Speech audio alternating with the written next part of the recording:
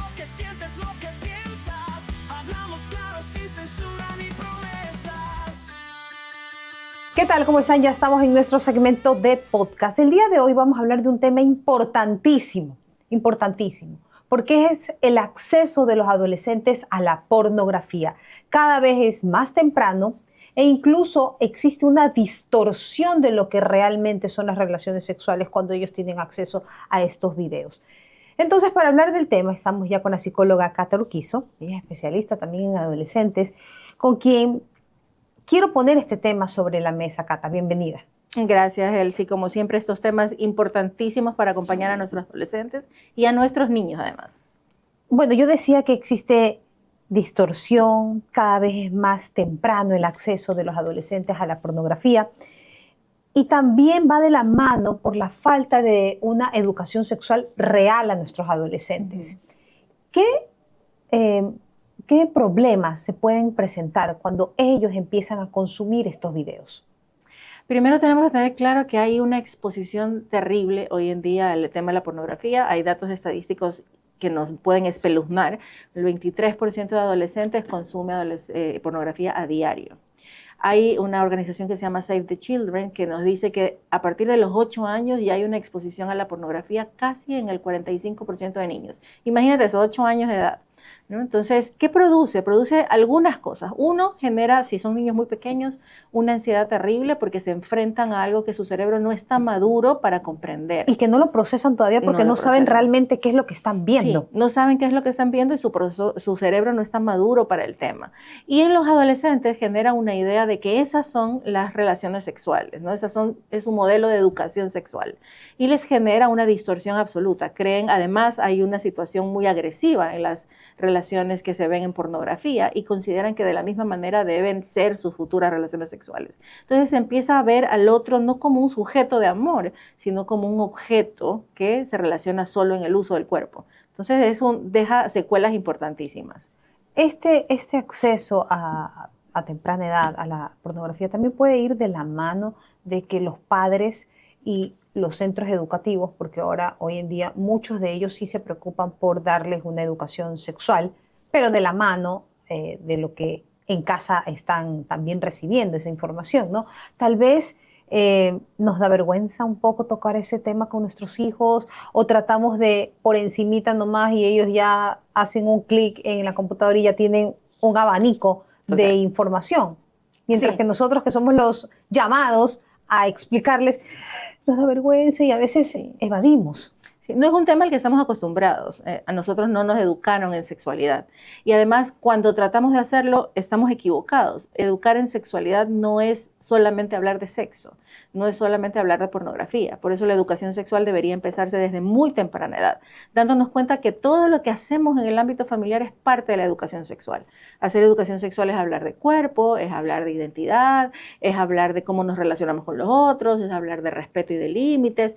Y ya en la adolescencia es hablar de pornografía, es hablar de relaciones sexuales y de noviazgos. Es un abanico enorme que no conocemos y creemos que hablar de hacer educación sexual es solo hablar de sexo. Y eso nos aterra porque no sabemos cómo hablar de sexo. Lo que están haciendo ahora los colegios, muchos de los colegios, y lo que a veces creen las familias que es educación sexual es cuando hablamos de prevención de enfermedades de transmisión sexual, de prevención del embarazo, y eso no es hacer educación sexual. Por eso los dejamos al libre albedrío de aquí está mi profesor, ¿no? Que es hoy en día hasta ChatGPT, la pornografía y todo lo que encuentran en redes sociales. ¿Cómo debe ser entonces esta conversación un poco incómoda con nuestros adolescentes? Porque ya, de niños es más fácil, no, nadie puede tocar tu cuerpo, tú no puedes tocar el cuerpo de nadie, tú tienes que avisar a mami, tienes que avisar a papi, incluso cuando tú te bañas, yo te estoy repitiendo un poco del speech que yo recibí y que lo doy, cuando te bañas incluso las partes íntimas tú tampoco puedes estar tocándolas al menos que estés aseándote, ¿no? Estés en el baño. Entonces, pero ya de adolescentes cambia la cosa y cambia la perspectiva. Sí, porque nos enfrentamos a la vergüenza del adolescente. Exacto. También. A él también la vergüenza un poco el tema. Lo que pasa es que es algo que se construye, ¿no? Si empiezas a hacer educación sexual desde temprana edad, en donde la conversación sobre la sexualidad es algo normal en casa desde chiquitos, a medida que tu hijo va creciendo en la adolescencia, va a ser un tema que es parte de la norma.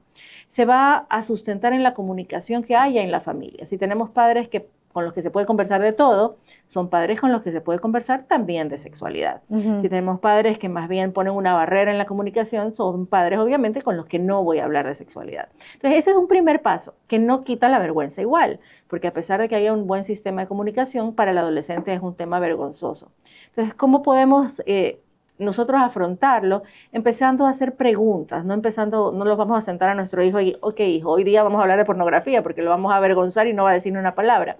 Pero podemos usar medios motivadores, ¿no? Podemos ver películas en donde de repente se empiecen a tocar temas sexuales, compartir ese espacio juntos y conversar de lo que se está viendo, notando qué es lo que ya nuestro hijo está conociendo. Y de ahí podemos partir la comunicación. Entonces son elementos disparadores que nos motivan a hablar del tema. Si ya realmente no hemos tenido esa cultura en casa y usted está viendo este podcast y dice, no, la verdad, no, yo no he tenido este tipo de conversaciones con mis hijos, ni cuando han sido chiquitos, peor aún adolescentes. Pero veo en redes que hoy en día psicólogas especializadas dan talleres.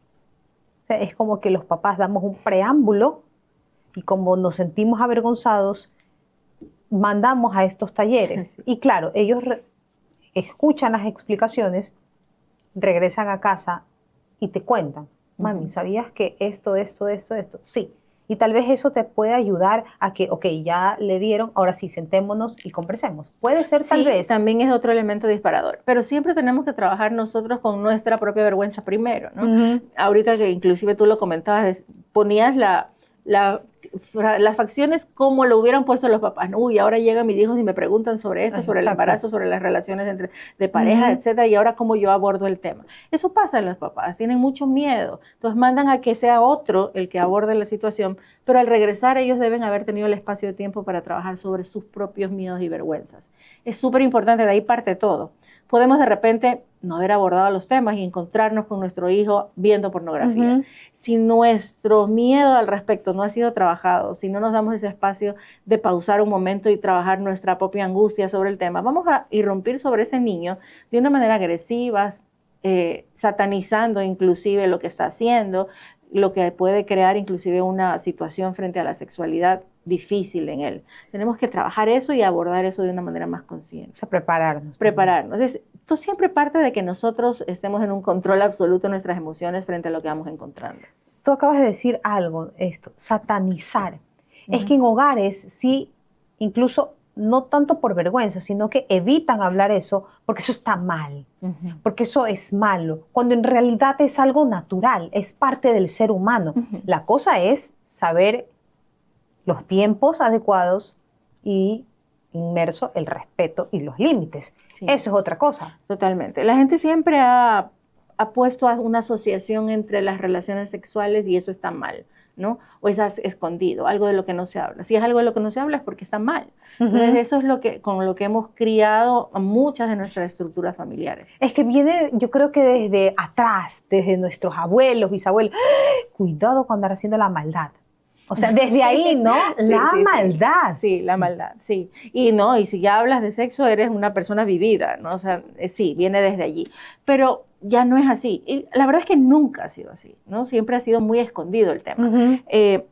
Hoy en día se sabe más de adolescentes que tienen relaciones sexuales antes del matrimonio, pero no quiere decir que hoy en día recién ha pasado eso. ¿No? Eso pasa siempre, pero siempre se ha tenido muy escondido. Entonces, hoy en día se sabe del tema. Es que como ahora es, no sé, hay como más libertad, ¿no? Antes tenías relaciones antes del matrimonio y te enterabas si es que salía embarazada la chica. Ahora tú te vas de viaje con tu enamorado.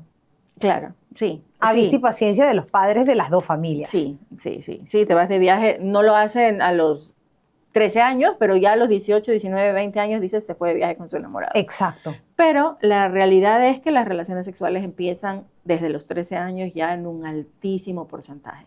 Y mucho tiene que ver con la falla en la educación sexual, mucho tiene que ver con que no es la familia el primer vínculo de comunicación sobre la curiosidad y mucho tiene que ver sobre el acceso a la pornografía, ¿no? El 94% de jóvenes accede a pornografía por su dispositivo electrónico, por el celular, no en las computadoras, donde los padres no tienen generalmente nada de acceso. Entonces, está siendo su guía ante la sexualidad, ¿Qué es tener un vínculo sexual con alguien? Eso, lo que están viendo en pornografía. Entonces quieren replicarlo en las primeras relaciones que tengan.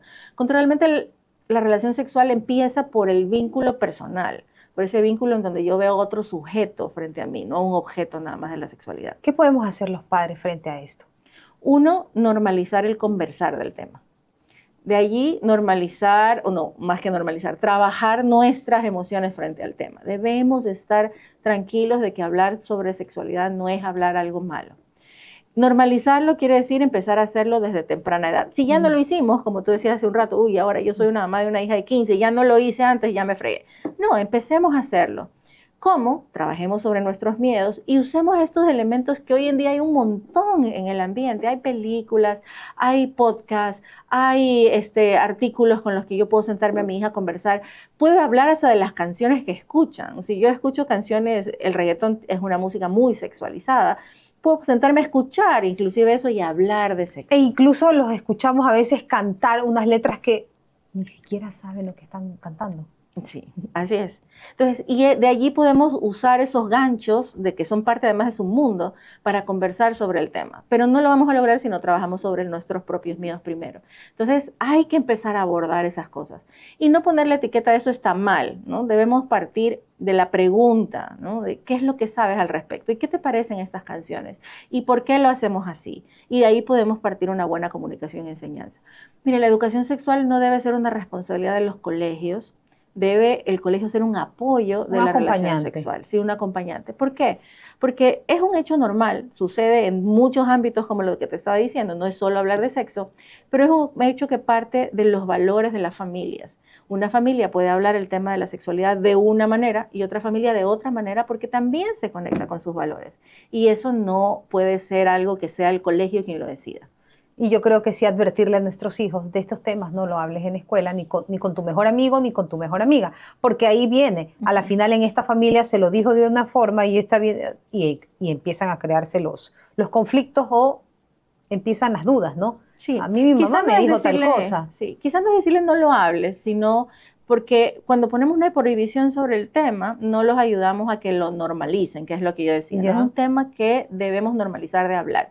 Pero sí decirle, cuando tú escuches información de tus amigos, aquí estoy, convérsala conmigo también. También, eso se fomenta. Porque incluso, y si la familia de al lado todavía no ha hablado de sexualidad con su hijo, y yo ya lo hablé, y viene y le dice, o sea, se entera primero por el amigo que por los padres, a la final puede crear cierto malestar. Sí.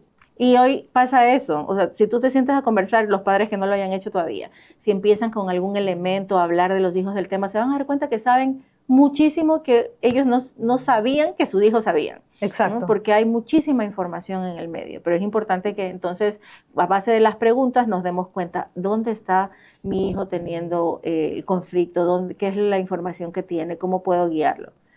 Siempre va a ir de la mano de nuestros valores familiares, pero debemos normalizar la situación. Perfecto, Cata. Muchísimas gracias por habernos acompañado el día de hoy. Hemos hablado sobre el acceso de los adolescentes a la pornografía, las distorsiones que pueden crear en el ámbito sexual, la falta de educación sexual real, ¿no? Y obviamente estar con todas las alertas ahí pendientes para que nuestros hijos no empiecen a consumir información que no es realmente o que no va acorde a los principios que usted tiene en su hogar.